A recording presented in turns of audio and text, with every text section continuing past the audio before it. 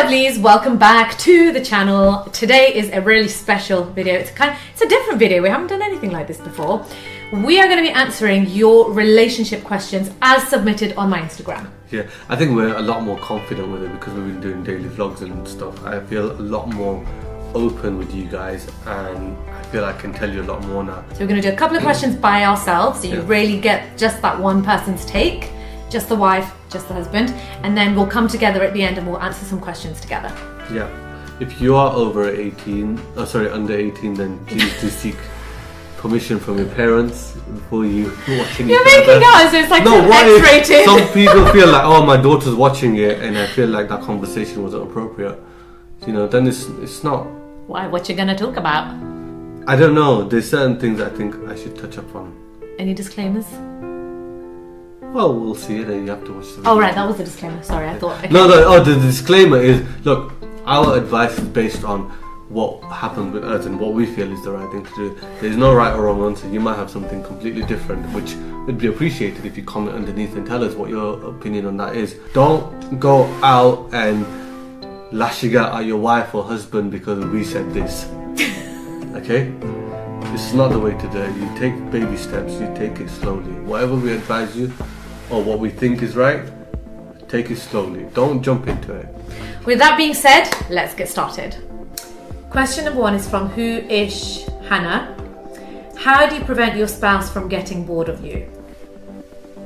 Wait, why would your spouse get bored of you and why would you be worried about them getting bored of you? I'm going to step in right now and say, hey, don't say that to your spouse. That's not a nice thing to say. Here's the thing. If you're concerned about your spouse getting bored of you or you getting bored of your spouse, you really need to address that, in that if it's a case of you not being able to fully be yourself in a relationship because you're paranoid that your spouse is going to get bored of you, then you really ought to work on yourself and understand that marriage is a safe space. It's a space where you can fully be yourself and your partner should fully be themselves, and you should be able to accept and love each other for who you are. If your spouse is like saying to you that they're getting bored of you, well, you have to kind of weigh that up, because on the one hand, look, manipulative, narcissistic people exist who will try and control you and get you to be who they want you to be,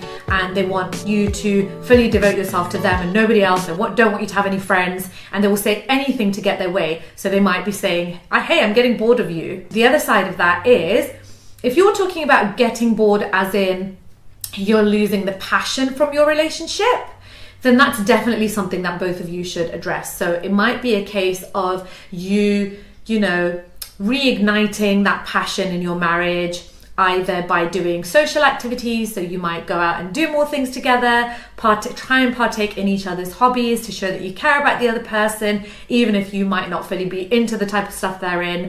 I mean, that's what you do for the person you love. It might be a sense of reigniting passion in the bedroom, because like sexual chemistry is really, really, really important. Like, let's not put that on the back burner, ladies. That is like, it's very important. And there's a misconception that it's something that, you know, women aren't bothered about, or that they don't care about. Women are just as much or not as interested in the sexual part of a relationship as men. So that chemistry and that compatibility is really, really important. And I would say that that is one of the central parts of a marriage. So it's definitely worth addressing. If you're throwing words at each other saying, I'm getting bored of you, that's like, definitely that needs looking at, or you need to get counselling. Okay, getting bored is a very strong word. If your partner is getting bored of you, then you need to address it in many ways. For me, for example, we don't get bored with each other because I think we give each other space in terms of, like, I get to do football, I get to go out with my friends, we get to do things together, go as a family for a meal, or go to the cinemas, or go travel somewhere, go sightseeing. There are things that you need to do together to not get bored of each other. So it's not just doing things outside, but also in the bedroom as well. I know this sounds explicit, but you have to please each other both ways, not one way only. That way you're not going to get bored of each other. It's not just external activities you do, but also physical.